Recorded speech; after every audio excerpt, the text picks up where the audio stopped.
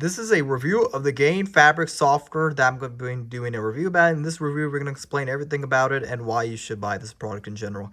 Now, one of the main key points I want to mention about this product in general, this Gain Fabric Softener in general, is that it's very easy to use. It's, user friendly, and it gives you that aroma boost, and it lasts for weeks or of lasting freshness, and it's also 190 loads that stays right over here too.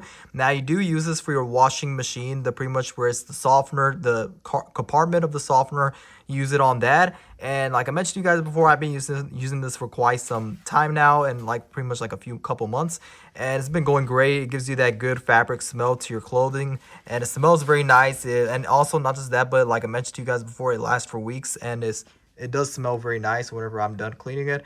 But yeah, I would definitely recommend the Gain Fabric Softener if you're, wanting to make your clothes fresh, smell very good. And it uses for your softener compartment for your washing machine, and that's the only place you should be using this. And so far, like I mentioned to you guys before, I love this product in general, and I would definitely recommend the Gain Fabric Softener if you're looking for something that smells very nice for your clothes. Then this is probably one of the best products that you could get.